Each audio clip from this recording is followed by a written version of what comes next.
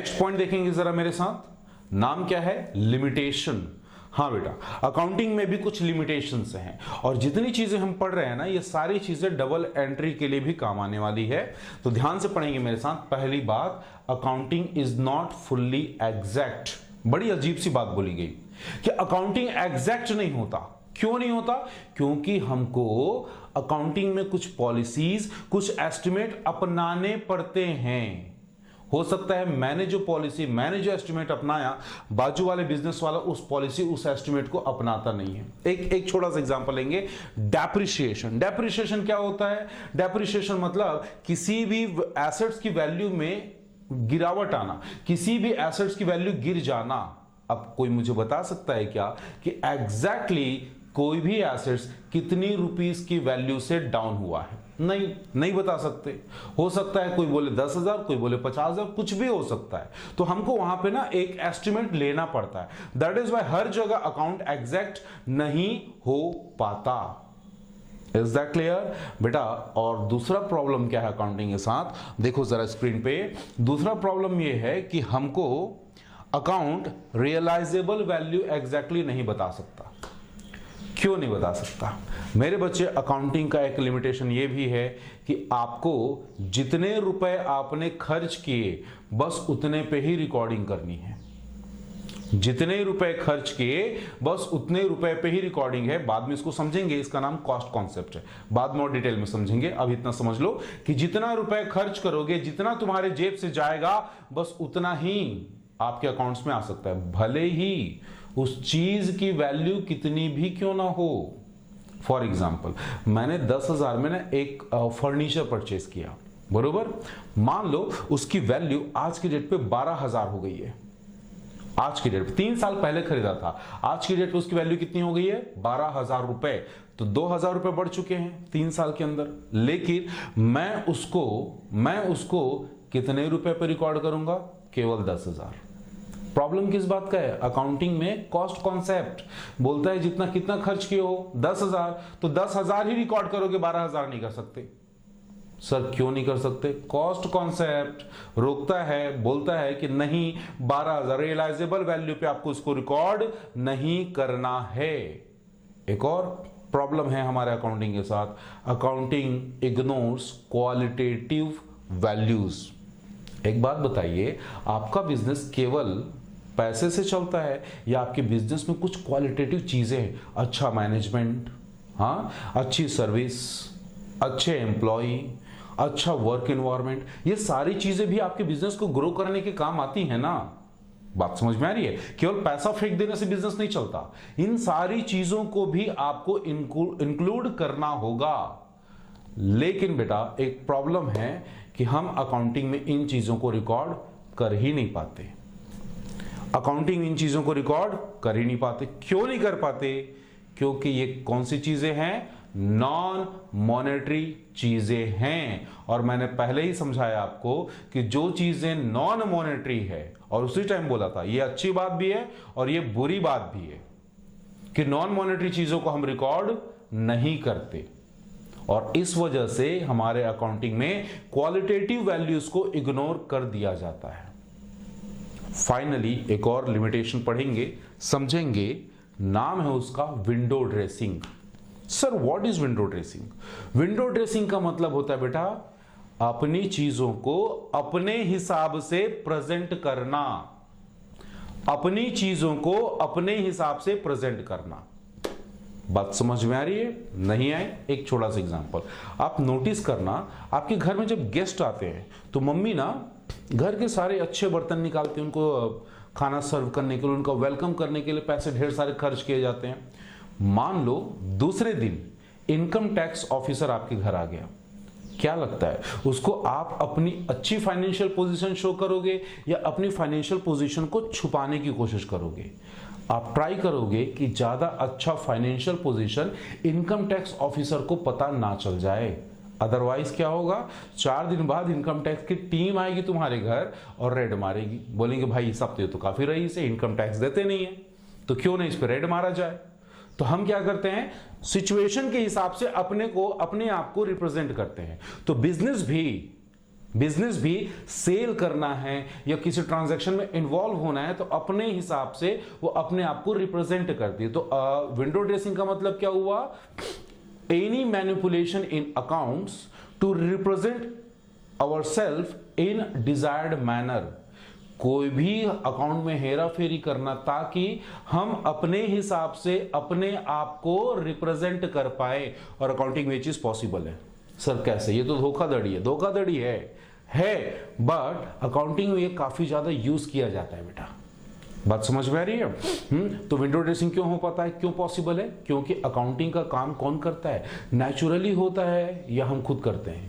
इंसान ही करता है, अकाउंटेंट ही करता है। चार्टर्ड अकाउंटेंट सीएमए हो गया, सीएस हो गया, जो ग्रेजुएट हैं वही अकाउंटिंग का काम करते हैं, और वो चाहे तो खर्चे को बढ़ा सकते हैं, खर्चे को कम कर सकते हैं। फॉर एग्जांपल मैंने 10 लाख का परचेज किया, बरोबर, उसमें से कुछ मैं चाहता हूं परचेज का अमाउंट कम हो जाए, तो क्या करूंगा? अकाउंटिंग में 10 लाख की जगह मैं 8 लाख लिख दूंगा, 7 लाख लिख दूंगा। हाँ, थोड़ा धोखे वाली काम है बट ऐसा पॉसिबल है। These are the limitations. Is that clear? Is that clear? यहां तक समझ में आ गई बात? एक बार दोबारा देख लो लिमिटेशन क्या है। पहला बोला accounting is not fully exact. दूसरा क्या बोला? Accounting does not indicate the realisable value. अगला बोला accounting ignore the qualitative value. और लास्ट बोला अकाउंटिंग में लीड टू विंडो ड्रेसिंग। बात समझ में आ गई? क्लियर मेरी बात? चले आगे थोड़ा सा देखते हैं जरा। नोटिंग आप बनाते रहना बेटा। जहां पे लगेगा आपको कॉपी में लिखने की जरूरत है, जो नोट्स आपको प्रोवाइड किए गए हैं उसमें लिखने की जरूरत है, वहां पे बिल्कुल आप अपनी नोटिंग बनाते चलोगे। कुछ एग्जांपल ऐसा लगता है कि हाँ ये हमको लिख लेना चाहिए, वीडियो पॉज करके आप आराम से उस एग्जांपल को नोट डाउन कर लीजिए। Is that clear? चलिए एक और छोटे से टॉपिक की बात करेंगे जिसका नाम है कि अकाउंटिंग बेसिकली कौन सी चीज है। चीज मतलब क्या ये साइंस है, क्या ये आर्ट है? तो सबसे पहले तो ये समझते हैं साइंस क्या होता है। साइंस का मतलब होता है बेटा जहां पे कोई भी स्टडी ऐसी है जो ऑर्गेनाइज्ड नॉलेज पे बेस्ड है। किस पे? ऑर्गेनाइज्ड नॉलेज पे बेस्ड है। क्लियर? जिसके कुछ रूल्स हैं, जिसके कुछ प्रिंसिपल्स हैं। जैसे कि मैं एग्जांपल दे रहा हूं ग्रेविटी का रूल। मेरे पास ना ये ग्लास है, ये ग्लास। अब इस ग्लास को अगर मैं छोड़ दूं तो ये नीचे गिरेगा। मैंने क्या बोला? अगर मैं इस ग्लास को छोड़ दूं तो ये नीचे गिरेगा। अब एक बात बताइए, ये काम मेरे इस क्लासरूम में हो रहा है, क्या यही काम आपके घर में होता है? बिल्कुल होता है। क्या यही काम अंटार्कटिका में होगा? बिल्कुल होगा। यही काम अफ्रीका में होगा? सब जगह होगा। मतलब जो साइंस का रूल है, जो साइंस के प्रिंसिपल्स हैं, वो हर जगह काम में आएंगे। कहीं पे भी उसका प्रिंसिपल नहीं तोड़ा जा सकता इफ कंडीशन सेटिस्फाई हो रहे हैं तो। But what about art? Art क्या है बेटा? आर्ट का मतलब होता है क्रिएटिविटी, कुछ नई चीज लाना, कुछ नई चीज इन्वॉल्व करना। जैसे कि अगर कोई गाना है उसको मैं गाता हूं और आप गाते हो तो दोनों के गाना गाने में काफी ज्यादा डिफरेंस होगा। और मान लो मैं बोलता हूं कि यहां पे महात्मा गांधी जी की फोटो है, उसको आपको ड्रॉ करना है, मेरे को ड्रॉ करना है, तो आप अलग ड्रॉ करोगे, मैं अलग ड्रॉ करूंगा। हालांकि दोनों को कोई ड्रॉ कर रहा है किसको? महात्मा गांधी को, बट दोनों की ड्राइंग अलग होगी। मतलब आपकी क्रिएटिविटी अलग है, मेरी क्रिएटिविटी अलग है। तो दोनों की जहां पे क्रिएटिविटी डिफरेंस है, और इसी को बोलते हैं आर्ट। आर्ट को आप सिंपल कन्फाइंड वे पे समझ सकते हो, this is a creativity. Clear? अब जरा चेक करते हैं कि हमारा अकाउंटिंग क्या होता है इसमें। सबसे पहले, क्या अकाउंटिंग में सर्टेन प्रिंसिपल्स, रूल्स, रेगुलेशंस पहले से बनाए जा चुके हैं? हाँ जी, बनाए जा चुके हैं। डेबिट क्रेडिट करने के नियम, फॉर्मेट कैसे होगा, सारी चीजें हम पहले से बना के रखे। मतलब ये किसी प्रिंसिपल पे बेस्ड है और ऑर्गेनाइज्ड नॉलेज पे बेस्ड है। तो ये जो कैरेक्टरिस्टिक्स है, ये हमारे अकाउंट्स को क्या बनाता है? साइंस। हमारे अकाउंट्स को क्या बोलता है? This is science. और आर्ट में चाहिए क्रिएटिविटी, एक क्या बोलना चाहिए? एक नयापन चाहिए। और अकाउंटिंग में भी हर टाइम यही होते रहता है। क्या होता है? हमारे अकाउंट्स में आर्ट ऑफ रिकॉर्डिंग होते हैं, art of classifying, art of summarising. वहां पे आपको क्रिएटिविटी दिखानी होगी, और जितनी ज्यादा क्रिएटिविटी उतना ज्यादा आर्ट का इन्वॉल्वमेंट। तो फाइनली किस कंक्लूजन पे पहुंचे? अकाउंट्स साइंस है कि आर्ट है? बेटर साइंस भी है, आर्ट भी है। तो ये हो गया दोनों है। ये बात समझ में आ गई? दोनों हैं। Is that clear? चलिए अब समझते हैं एक छोटा सा टॉपिक और, नाम है अकाउंटिंग इंफॉर्मेशन। जल्दी ही चैप्टर खत्म होने वाला है, बस कुछ छोटे मोटे टॉपिक और बच गए हैं, बस आराम से समझिए।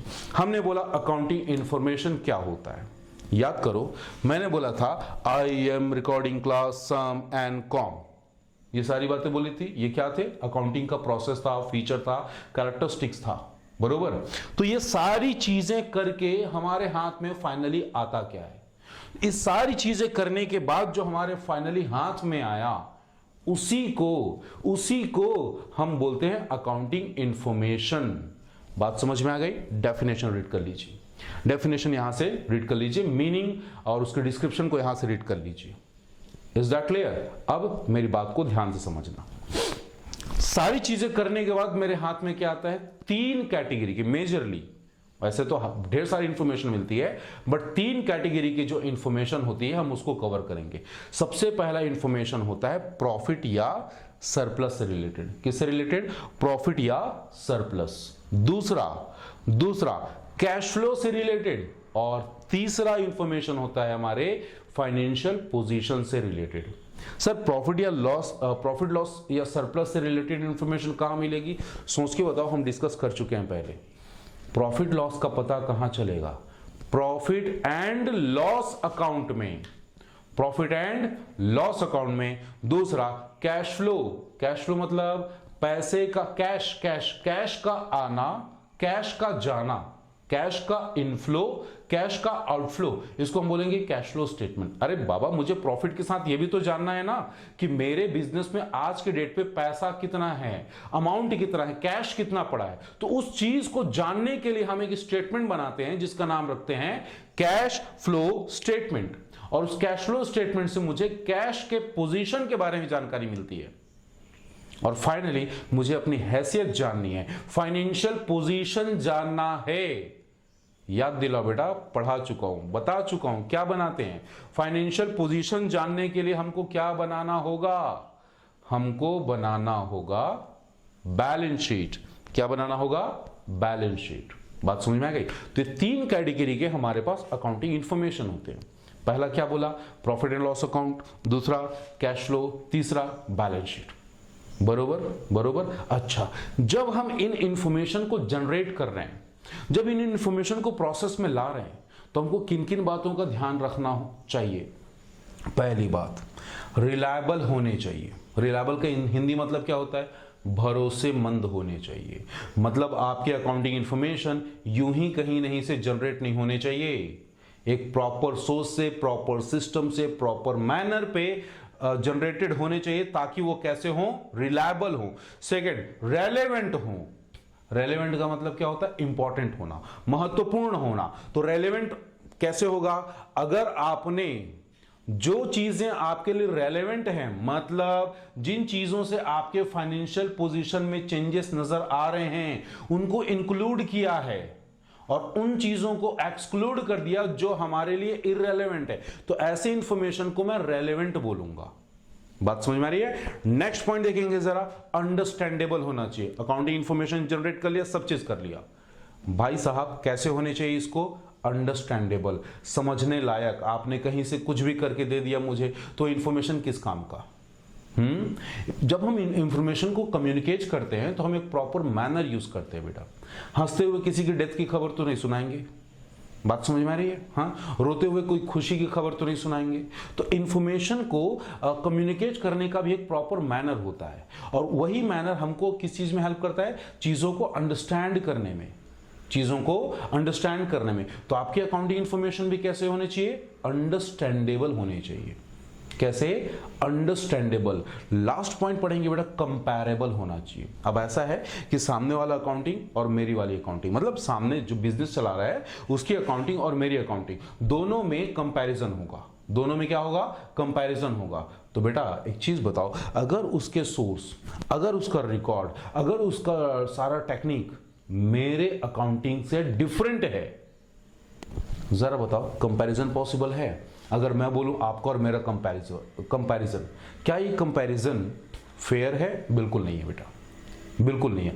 मैं बोलूं आपका और आपके फ्रेंड का कंपैरिजन, जो आपके सेम क्लास में है, सेम टीचर से पढ़ता है, सेम स्कूल में, सेम बोर्ड, सेम मीडियम, उनका कंपैरिजन ज्यादा इजी होगा, ज्यादा फेयर होगा, अच्छा होगा। बात समझ में आ रही है? तो हमको अकाउंटिंग कुछ इस तरह से बनानी है जिसको हम आसानी से दूसरों के साथ भी कंपेयर कर सकें। केवल अपनी जानकारी के लिए अकाउंटिंग नहीं करनी है, कंपैरिजन के पर्पस को फुलफिल करने के लिए भी हमको अकाउंटिंग करनी होगी। हाँ जी, एक बार स्क्रीन में 2 मिनट का टाइम है बेटा, वीडियो पॉज करके आराम से आप देख सकते हो। नजर आ रही सारी चीजें, समझ लेंगे। मैं चल रहा हूं थोड़ा सा आगे, मैं बात कर रहा हूं सिस्टम ऑफ अकाउंटिंग कि कितने वे पे अकाउंटिंग किया जा सकता है। तो मेरे बच्चे, लुका पेशोली जो जन्म लिए थे, क्यों जन्म लिए थे? इन्होंने ना बुक लिखी थी, याद करो कब? 1494 में। तो 1494 में उन्होंने बुक लिखी और उस बुक में उन्होंने डबल एंट्री सिस्टम के बारे में बताया था। डबल एंट्री सिस्टम क्या होता है सब भाई साहब? डबल एंट्री सिस्टम क्या होता है? वो सिस्टम जहां पे एक ट्रांजैक्शन के 2 एस्पेक्ट कवर किए जाएंगे, एक ट्रांजैक्शन के 2 एस्पेक्ट कवर किए जाएंगे, बरोबर। और इसी बेसिस पे हम क्या कर रहे हैं? अकाउंटिंग कर रहे हैं। तो हमारे पास अकाउंटिंग के 2 बेसिस हो गए। पहला बेसिस डबल एंट्री सिस्टम, दूसरा basis single entry system. Double entry system क्या होता है? आसानी से समझ चुके हो, पहले भी बात हो चुकी है। डबल एंट्री सिस्टम सिंपल सा वो सिस्टम जहां पे एक ट्रांजैक्शन के 2 रास्ते, 2 एस्पेक्ट, 2 कवर होंगे। और सिंगल एंट्री सिस्टम क्या होता है बेटा? सिंगल एंट्री सिस्टम में भी डबल एंट्री सिस्टम के रूल्स फॉलो जरूर किए जाते हैं, बट 100% नहीं किए जाते। वहां पे चीजों को आधे अधूरे वे पे किया जाता है। 2 बिजनेस की बात करेंगे, एक प्रॉपरली बड़ी सी कंपनी है और एक छोटा शॉपकीपर है। छोटा शॉपकीपर आपके गली मोहल्ले में ना ग्रोसरी स्टोर वाला होगा, ठीक है? तो ग्रोसरी स्टोर वाला क्या करता है? एक रजिस्टर लेता है और रजिस्टर में लिखते जाता है। मान लो आपका नाम राम है, तो राम ने 50 रुपए का सामान लिया, राम ने 100 रुपए का सामान लिया, राम ने 200 रुपए का सामान लिया। तो मेरे बच्चे, ये कौन सा सिस्टम है? डबल एंट्री सिस्टम हो रही? बिल्कुल नहीं, ये है सिंगल एंट्री सिस्टम। लेकिन एक बात बताओ, क्या वो शॉपकीपर, क्या वो ग्रोसरी स्टोर वाला अकाउंटिंग नहीं कर रहा है? बिल्कुल कर रहा है। उसको भी तो अपना प्रॉफिट लॉस पता करना है, उसको भी तो अपना प्रॉफिट लॉस पता करना है। तो प्रॉफिट लॉस कैसे पता करेगा? अपने रजिस्टर के पेजेस को टोटल करेगा, कितना मिला कितना दिया, कितना मिला कितना दिया, दोनों का टोटल किया, आंसर आया, वो उसका प्रॉफिट, दोनों के डिफरेंस को प्रॉफिट मान लेगा। अकाउंटिंग तो ये भी है भाई साहब। और अकाउंटिंग ये भी है कि आप ईच एंड एवरी ट्रांजैक्शन को पकड़ो, उसको एनालाइज करो, डेबिट और क्रेडिट में डालो। कुछ चीज डेबिट होगी, कुछ चीज क्रेडिट होगी। उसके बाद अकाउंटिंग के पूरे रूल्स फॉलो करते हुए आप प्रॉफिट को असर्टेन करो। तो जहां पे सारे रूल्स फॉलो करके अकाउंटिंग बनाए जाए उसको मैं बोलूंगा डबल एंट्री सिस्टम, और जहां पे अकाउंटिंग के सारे रूल्स फॉलो ना किया जाए या डबल एंट्री सिस्टम को आधे अधूरे वे पे यूज किया जाए तो उसको मैं बोलूंगा single entry system. That is why single entry system का दूसरा नाम है अकाउंट्स फ्रॉम इनकम्प्लीट रिकॉर्ड्स। क्या नाम है? पढ़ लो जरा, अकाउंट्स फ्रॉम इनकम्प्लीट रिकॉर्ड्स। बात समझ में आ गई?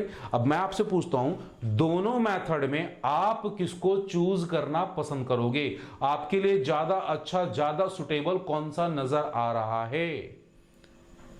देखो जरा और मुझे बताओ, ज्यादा अच्छा कौन सा है? Double entry system. Double entry system क्यों अच्छा है?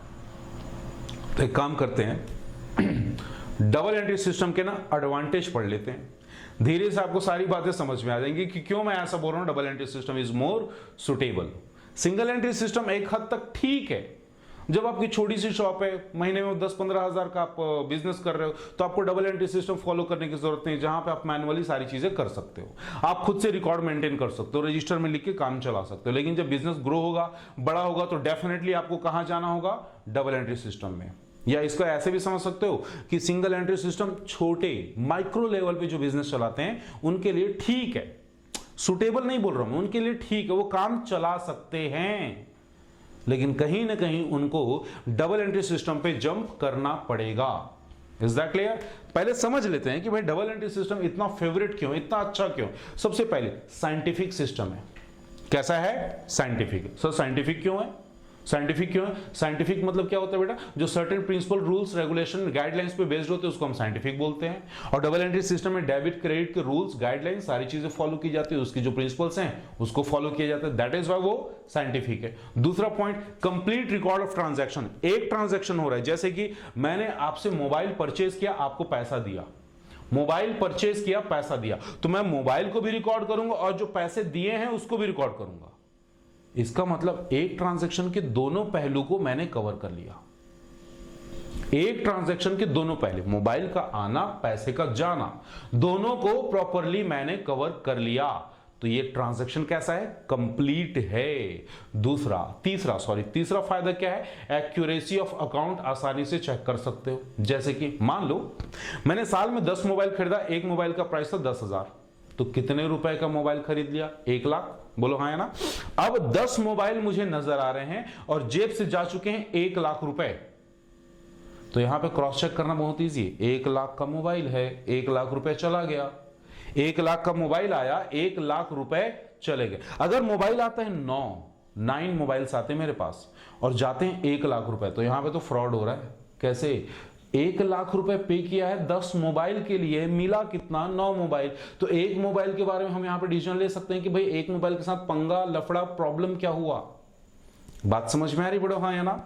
और ये मेथड, ये जो सिस्टम है, ये जो सिस्टम है, इससे आप एक्चुअल प्रॉफिट लॉस कैलकुलेट कर सकते हो। क्यों? क्योंकि आप सारी चीजों को रिकॉर्ड कर रहे हो बेटा, कोई भी चीज आपसे मिसिंग नहीं है, सारी चीजों को प्रॉपरली रिकॉर्ड कर रहे हो। फाइनेंशियल पोजीशन भी पता चल जाएगी इसी से आपको अपनी फाइनेंशियल पोजीशन भी पता चल जाएगी। नेक्स्ट है, इससे कंट्रोल पूर्णतः होगा, 100% कंट्रोल कर पाओगे। क्यों कंट्रोल कर पाओगे? अभी हमने एग्जांपल दिया मोबाइल एंड कैश का, आसानी से कंट्रोल कर सकते हो।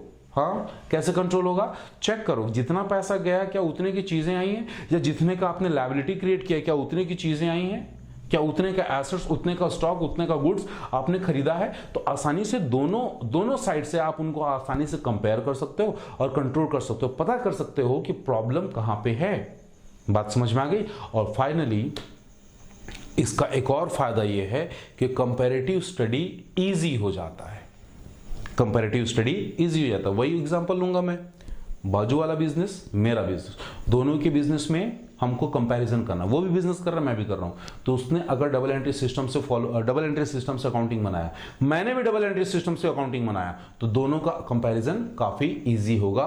फाइनली एक और इसका फायदा, मैनेजमेंट को हेल्प करते हैं। अब तुम लोग बताओ, मैं तो थक चुका बेटा, आप लोग बताओ कौन सी ब्रांच ऑफ अकाउंटिंग यूज करोगे जहां पे मैनेजमेंट वर्ड आ जाए, अकाउंटिंग का नाम होगा management accounting. Is that clear? समझ में आ गई हो बात? तो एक बार लिस्ट को गो थ्रू कर लो, 2 मिनट का वक्त है, उसके बाद अपन आगे चलते हैं। देख लिया? पॉज करके देख सकते हो, पॉज करके देख लो। देख लिया? ठीक बेटा, ये था आपका चैप्टर नंबर 1। हो सकता है आपकी बुक्स में कुछ चीजें ना दी हुई हो, बट आप अपनी अंडरस्टैंडिंग के लिए इस चैप्टर को मेरे हिसाब से, हमारे हिसाब से थोड़ा समझने की कोशिश करना। Is that clear? चलिए, थैंक यू वेरी मच। मिलते हैं अगली क्लास, अगले चैप्टर के वीडियो में।